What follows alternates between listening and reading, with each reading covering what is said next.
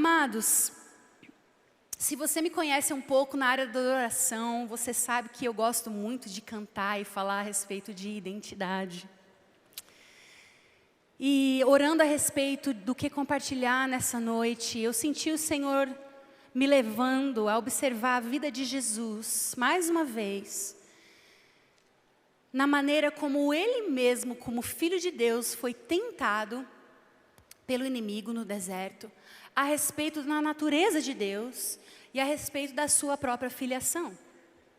E a gente vai chegar nesse lugar, mas quando se fala de ser enviado para as nações, quando se fala de fazer a obra do Senhor pelos cantos da terra, eu vejo o anseio do Pai de que sejamos fundamentados nas coisas básicas, nas coisas fundamentais. Eu moro no Texas, nos Estados Unidos, tenho 8 anos e meio.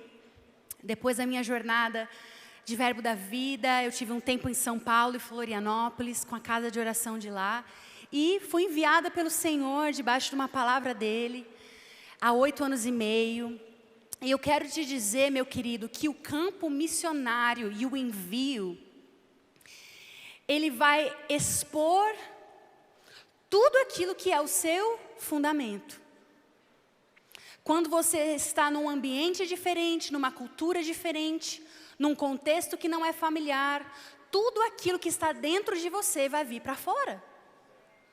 Tanto as coisas boas, o fundamento de fé, o fundamento da palavra, o seu histórico, as suas convicções vão vir para fora, como também aquilo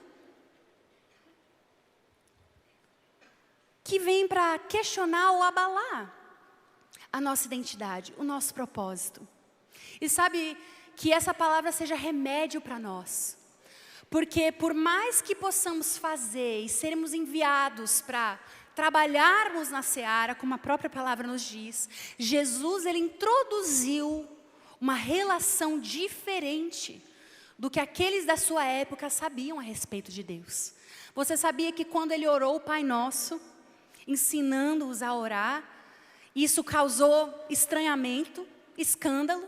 Hoje nós podemos livremente cantar, né? Abba, eu pertenço a Ti. Porque a revelação de Deus como Pai, como Abba, veio através de Cristo. Mas até lá, a relação daquela consciência cauterizada do homem desde o jardim. Quantos sabem que no jardim a primeira coisa que o inimigo faz é questionar a natureza de Deus? E você sabia que ele não muda as suas táticas? Da mesma forma como ele questionou lá no jardim, ele continua enviando dardos inflamados do inimigo. É por isso que nós temos a armadura de Deus. Outra palavra que eu me lembro muito bem, Manassés Guerra ensinando sobre a armadura de Deus em Juiz de Fora. A nossa mente na adolescência realmente é muito melhor do que hoje em dia. A armadura de Deus, ela é uma ilustração de uma realidade espiritual. Porque a consciência da salvação protege a minha mente e pensamentos. O entendimento da justiça de Deus, da retidão que me foi dada como presente, como dom da justiça, protege os meus órgãos vitais. É ou não é? O cinturão da verdade, a verdade sustenta aquela armadura, a espada do Espírito, não por força nem por violência, mas pelo Espírito de Deus, que corta, que desfaz as obras do inimigo. Meus queridos, nós vivemos uma realidade espiritual, e eu não quero que você seja enviado para ambientes sem discernir as coisas espirituais, porque nós entramos em atmosferas, e precisamos discerni-las para não sermos vítimas dos ambientes onde entramos. Porque o inimigo, ele age no mundo espiritual, mas as nossas armas não são carnais, mas são poderosas em Deus para desfazer fortalezas. E começa naquela pergunta original do inimigo questionando: será que Deus disse isso mesmo? Será que Ele é quem Ele diz que Ele é? Será que Ele é capaz de fazer tudo o que Ele diz que Ele vai fazer? E meu querido, eu sei que nós somos o povo da palavra de Deus, nós cremos na palavra. Eu vim conversando com o Bispo Guto que o que ele trouxe hoje à noite veio muito ao encontro do que eu desejo compartilhar com vocês. Porque tem a ver com posicionamento, autoridade, identidade. Mas meu querido, nós não vencemos isso no grito, nós vencemos com o entendimento da verdade. Às vezes você só precisa de um sussurro. E quando vem de convicção de verdade, você vai começar a caminhar naquilo que o Senhor te propôs. A palavra é bem clara, não se conforme a esse mundo, mas transformai-vos pela renovação da sua mente, para que experimenteis a boa, perfeita e agradável vontade de Deus. É na renovação da mente que eu caminho na vontade de Deus. É por isso que o inimigo, ele quer nos reter de um lugar de revelação e entendimento da verdade. Porque quando estamos com mentiras minando o nosso entendimento,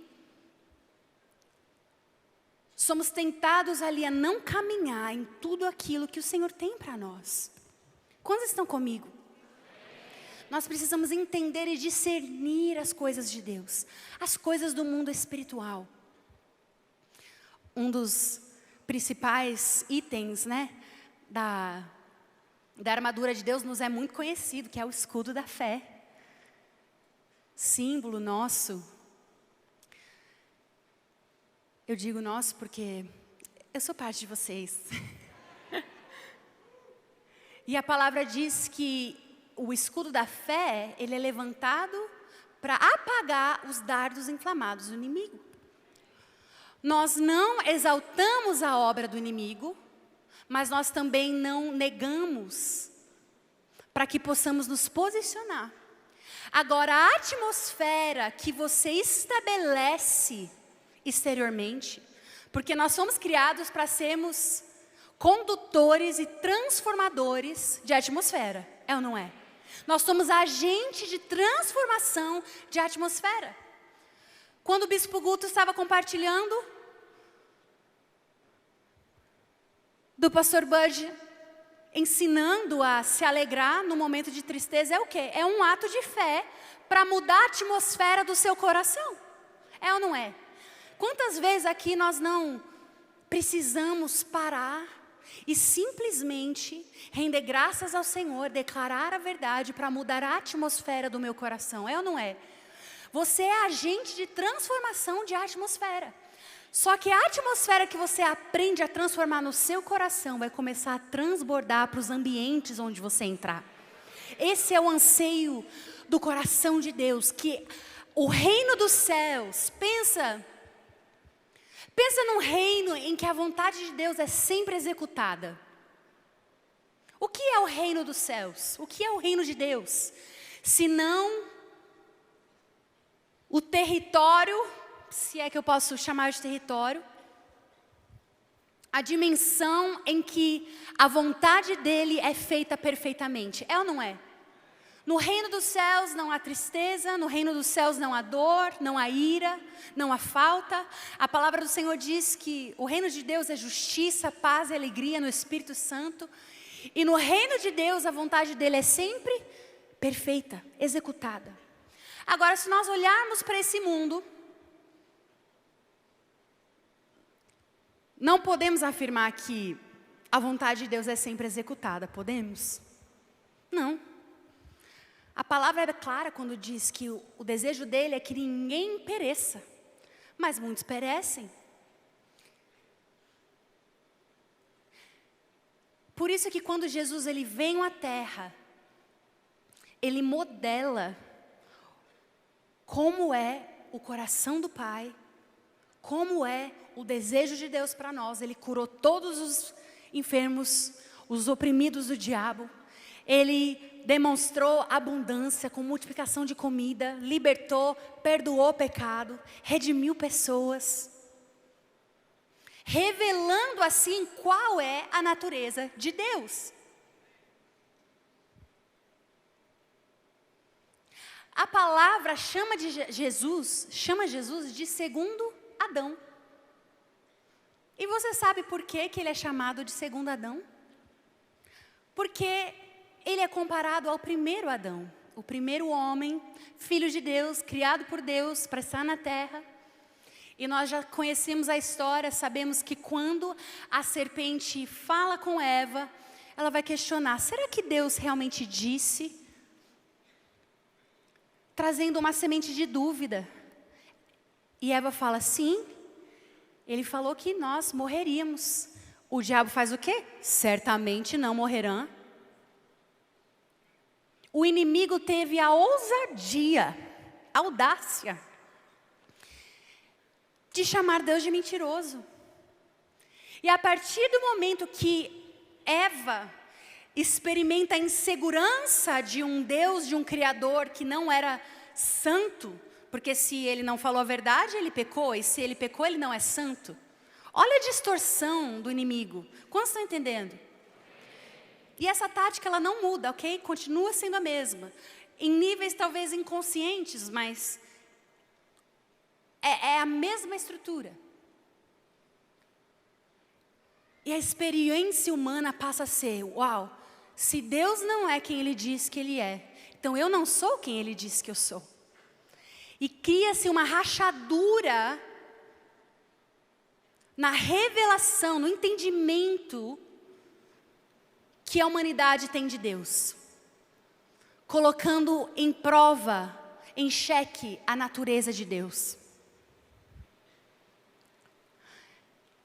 Vamos lá para Gênesis, eu quero mostrar algumas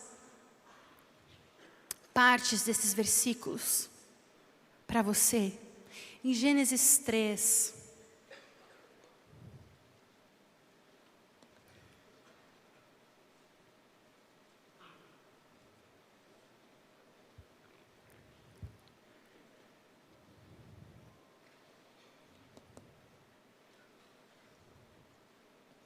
Olha que Deus generoso.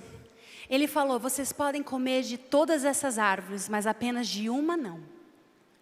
Existia uma necessidade do exercício do domínio próprio. Era Deus em sua bondade ensinando o beabá da submissão. Quantos entendem? Você pode desfrutar, olha como Ele é bom e generoso e abundante. Deus não é mesquinho, meu querido. Ele fala, olha, desfruta de tudo, só tem uma árvore. Exerça o seu domínio próprio, a sua submissão, a sua obediência aqui. A palavra diz que o homem que domina a si mesmo, mais vale isso do que tomar toda uma cidade. Olha que poderoso. Que é mais valente o homem que domina a si mesmo do que aquele que toma uma cidade. E na sua bondade Ele diz, olha, dessa não. Versículo 4 de Gênesis 3 diz, então a serpente disse à mulher, é certo que não morrereis. Mente a respeito de Deus. Porque Deus sabe que no dia em que deles comerdes, se vos abrirão os olhos, e como Deus, sereis conhecedores do bem e do mal. Vendo a mulher, e eu quero que a gente preste atenção nessas 3 descrições, daquilo que ela observou sobre o fruto. Vendo a mulher que a árvore era boa para se comer, agradável aos olhos, e árvore desejável para dar entendimento. Então, boa para comer, agradável aos olhos e proveitosa para adquirir conhecimento. Tomou-lhe do fruto e comeu, e deu também ao marido, e ele comeu.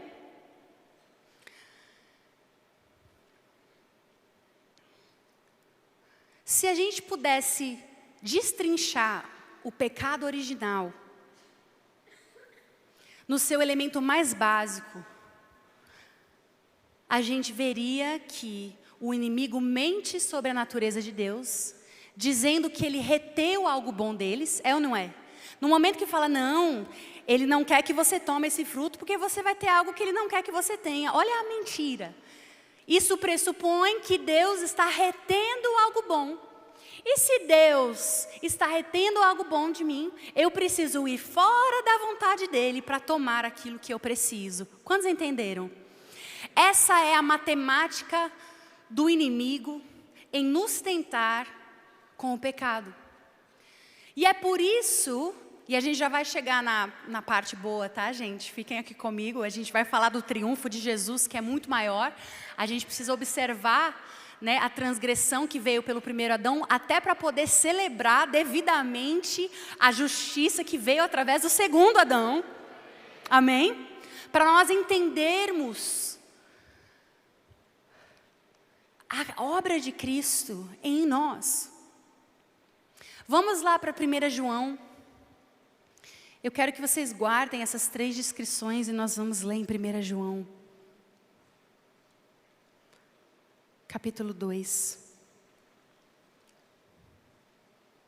1 João 2.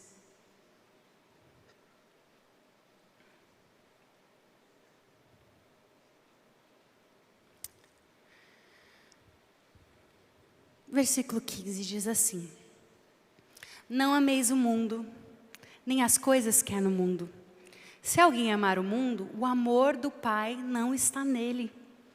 Outras versões dizem, o amor ao Pai não está nele. Porque os nossos corações terão os seus afetos divididos. Você sabia que desde o plano original de Deus, o desejo dele sempre foi que o seu coração fosse completamente dele? Ele falou, eu quero ensinar vocês a me amar de todo o coração, toda a alma, toda a força, entendimento. Esse é o primeiro mandamento. Os afetos do seu coração, as afeições do seu coração. Não é sobre modificar o comportamento externo. Os frutos sempre vêm da onde a raiz está. Quando estamos enraizados nos afetos de Deus, que por sinal não começou em mim, começou nele. Ele nos amou primeiro. Quando nós estávamos perdidos, né? Como a palavra diz, os nossos delitos e pecados. Ele é o iniciador, ele é o precursor da afeição que ele nos ofereceu. E aí, em resposta a esse amor, a esse investimento que ele fez em nós, para nos comprar para Deus, gente de toda tribo, língua, raça, nação. Esse é o entendimento que nos move. O seu amor, aquele que nos amou primeiro. E diz assim, 16, porque tudo que há no mundo, vão ser 3 também. A concupiscência da carne, a concupiscência dos olhos e a soberba da vida, não procede do Pai, mas procede do mundo. Você consegue enxergar a correlação entre Eva ter visto que era boa para alimento, agradável aos olhos. Então, boa para alimento, concupiscência da carne. Atraente aos olhos, concupiscência dos olhos. E proveitoso para adquirir entendimento, soberba da vida. Nós, na nossa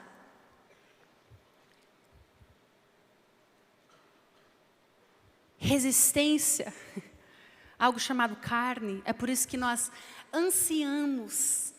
Eu não sei você, quando a gente canta Maranata, uma das coisas que eu estou mais animada para viver na eternidade com o Senhor, é o fato de que toda a nossa carne de corruptibilidade vai ser transformada em carne de incorruptibilidade, é ou não é?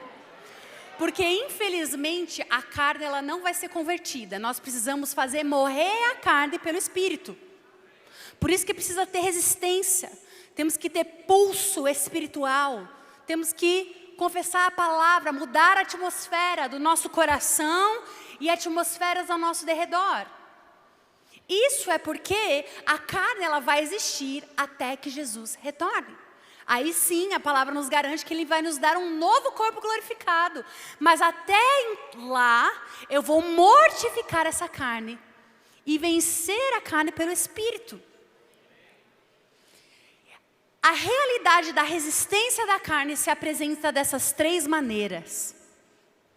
Aquilo que é atraente ao meu olhar, aquilo que é atraente à minha carne, E é aquilo que me dá uma oportunidade de me orgulhar.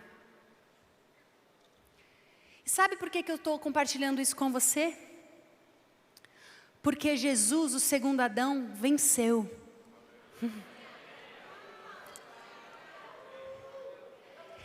Ele não foi enganado da natureza de Deus.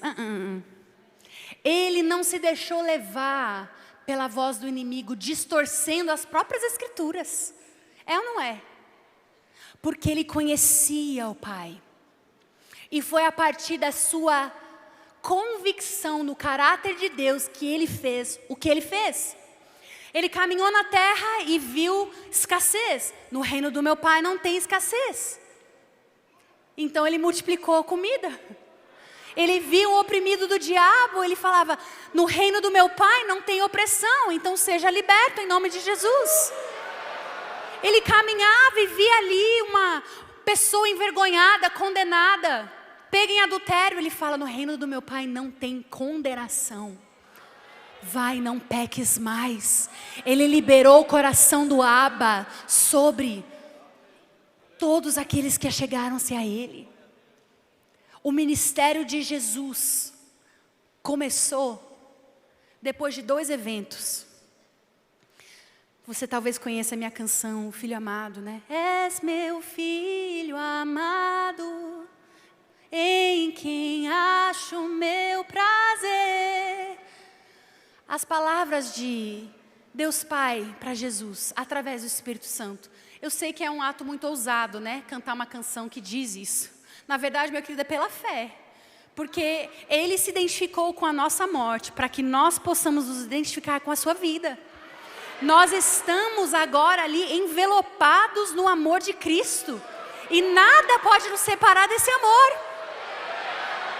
Aquele que se colocou como mediador entre você e Deus, agora nos reconciliou para sempre.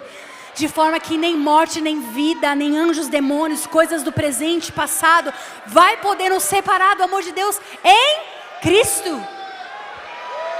A nossa confiança está em Cristo. Ele é a verdade. E quando Ele foi testado na mesma mentira que Eva e Adão foram testados, Ele venceu a tentação. Você sabe quais foram as 3 tentações do inimigo para com Jesus? Depois de ter vivido aquele momento tão afirmador, né? Imagina, na frente de todos. Jesus, Ele não buscava glória humana, Ele veio como cordeiro. Imagina, né? A palavra diz que Ele não considerou que ser igual a Deus era algo a que se apegar.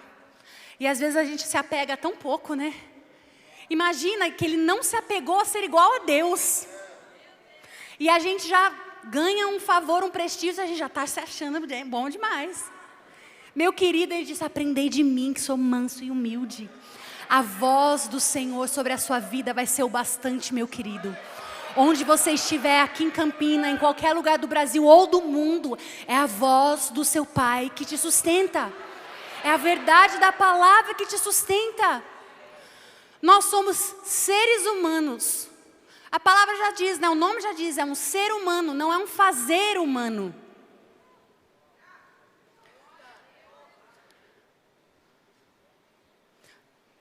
Nós não fomos criados para provar algo através das boas obras.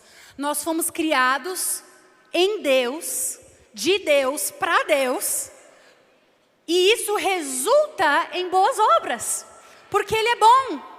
E a resposta devida a uma nova vida em Cristo é uma vida de fruto.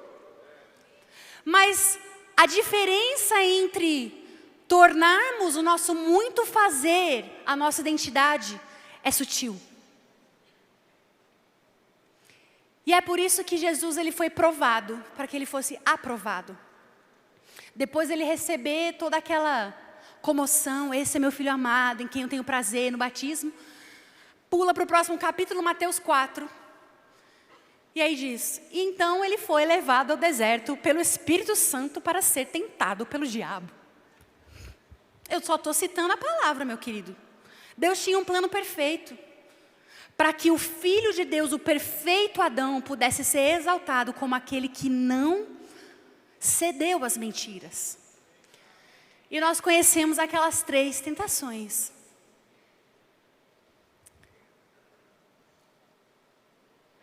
E eu creio que elas se relacionam com esses 3 aspectos da carne. Porque ele fala, olha, se você é filho de Deus, olha só, o que ele está atacando? A identidade. Mesma coisa. Se você é filho de Deus, fale para essa pedra se transformar em pão. Ou seja, por que você está passando fome? Por que você tem que jejuar se você é o filho de Deus? Sabia que o inimigo ele vai lançar dardos dessa forma? Ele lança. Se você é um missionário enviado pelo Ministério de Missões do Verbo da Vida, por que você está passando situações difíceis no campo missionário? Você não é filho de Deus? Ele não é bom, não? Ele semeia ofensa contra Deus.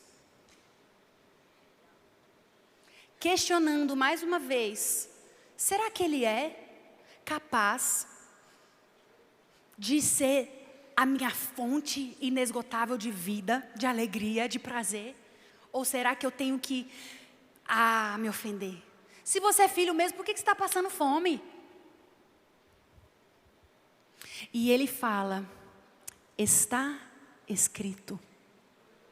Ele não citou a experiência dele do batismo.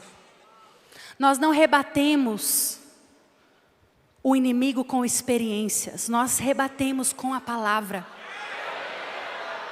Ele diz, está escrito. Nem só de pão viverá o homem. Essa necessidade que você está querendo colocar entre eu e Deus, não será. Porque existe um sustento superior àquele que vem no material. Mas de toda a palavra que vem da boca de Deus, Ele se deleitou no Senhor acima de qualquer coisa natural. E meu querido, eu não estou aqui pregando algo assim místico, de viver de luz não, a provisão natural vem. Até porque quando acaba o jejum de Jesus, a palavra diz que os anjos vêm e o servem. Era só aquele período da espera. Era só ele se posicionar. Era só ele não deixar a ofensa que o inimigo semeia se colocar entre ele e Deus. Era só ele se achegar e dizer, aqui não, na carne não, na ofensa não, o meu pai é bom. E existe sustento, pode não ser como eu quero que seja agora. Na minha carne está gritando, mas nem só de pão viverá o homem. Eu vou me alimentar espiritualmente e rebater as investidas do inimigo.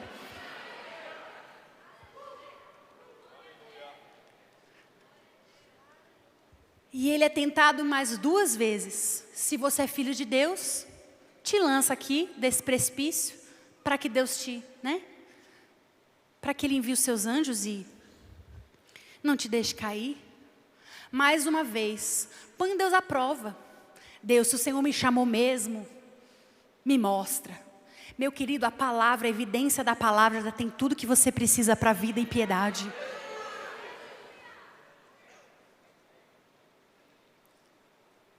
E mais umas vezes ele diz, está escrito, não tentarás o Senhor seu Deus.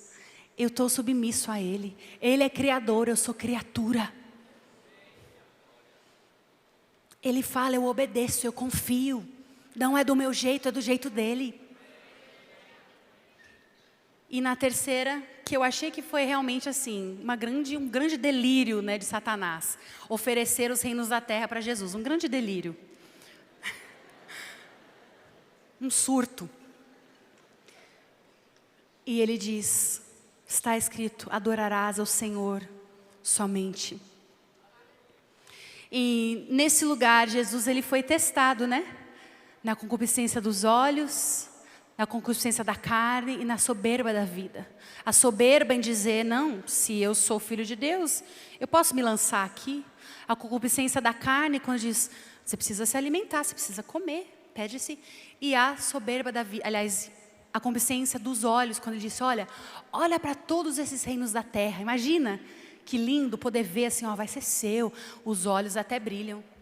Meu querido, você sabe por que a nossa geração é tão viciada em ficar olhando um feed? Porque você foi feito para contemplar a beleza de Deus. Existe um alimento dos olhos que nós buscamos como ser humano. E muitas vezes estamos sendo enredados, porque existe uma natureza carnal que está sendo ali aguçada.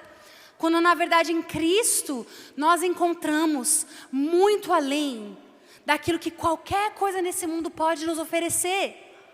Todas essas coisas são ferramentas, meu querido. Estar aqui nessa conferência linda, nessa estrutura maravilhosa, é estrutura para servir o mover de Deus, para servir a vontade de Deus. Quantos entendem a diferença? Nós botamos a estrutura para trabalhar, nós não trabalhamos para a estrutura. Nós somos chamados um povo que conhece um prazer superior. Está escrito. E aí sim, sendo testado, provado e aprovado, Jesus começa o seu ministério. Seu ministério público, né? No caso, ele estava sendo ali gerado em maturidade, a palavra diz, né? Crescendo em maturidade, favor, perante Deus e os homens. Por toda a sua vida, preparado para ser o Cordeiro de Deus, imolado pelo pecado do mundo. E Ele nos deixa exemplo. Ele é o primogênito de uma família, porque Ele é o primeiro que inaugurou uma era de filhos que não se ofendem com o Pai. De filhos que estão enraizados na verdade sobre Deus. E meu querido, no dia a dia, na vida real, da missão, você vai precisar voltar de novo e de novo para as mesmas perguntas. Quem é Ele? Quem Ele diz que eu sou? A sua bondade que não falha, a sua fidelidade que me acompanha.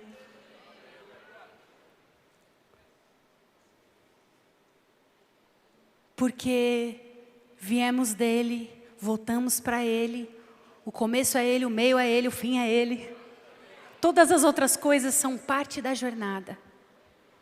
Daquele que nos acrescenta tudo que nós precisamos.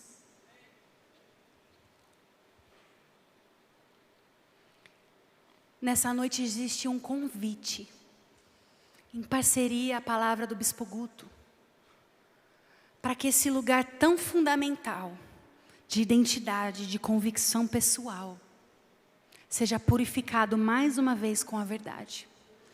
É a concordância com a verdade que nos permite mudar atmosferas. Você sabia que o inimigo ele tem uma transmissão no ar? A palavra fala, né? Eu comecei falando dos dardos inflamados do inimigo. Muitas vezes quando fala de mundo espiritual, fala de ares, não é verdade? Davi falava a seta que voa de dia, a seta que voa de noite, que na verdade são pensamentos. Mas a oração e o louvor interceptam as mentiras do inimigo. Quando você começa a declarar o que é real, quando você começa a declarar quem Ele é, a sua natureza, o seu caráter, o que Ele disse, quem você é nele, os planos e propósitos do Senhor, em concordância com a palavra, você começa a dissipar a transmissão das trevas e estabelecer o reino de Deus na terra. Estabelecer uma atmosfera de louvor, adoração, oração. É por isso que você sente aquele desconforto, aquela resistência nos cultos de oração. Por quê? Porque exige uma atividade espiritual. E o Senhor nos chama a não sermos apenas ouvintes, mas praticantes da palavra. Que declaram, existe poder na sua palavra. Declara.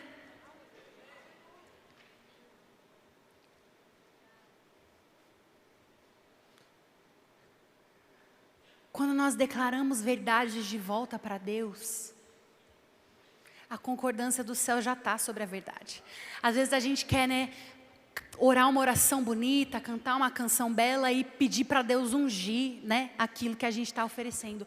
Mas, meu querido, se você já se submeter à palavra e declarar a palavra, cantar a palavra, já está ungido. Já tem a concordância dos céus. Não se trata de nós alcançarmos algo com o nosso muito fazer, o nosso talento. É sobre estar mais rendido. É sobre confiar mais no seu caráter. É sobre não ceder. Quando o inimigo diz, será que é o bastante? Não, toma essa coisa aqui fora.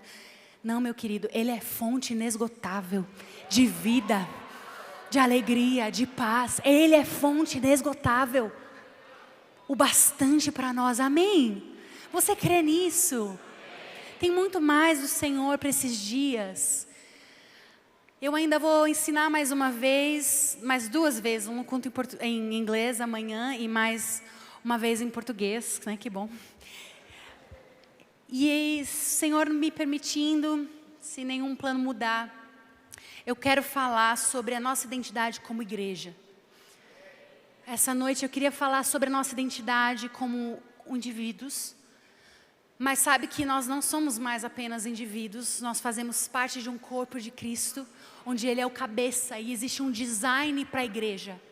Assim como existe um design para o ser humano, e que em Cristo nós somos reconciliados ao design original de comunhão com Deus, da mesma forma a igreja é agora restaurada no seu propósito de ser os pés e as mãos de Cristo. Templo do Espírito Santo até o retorno de Jesus. Amém?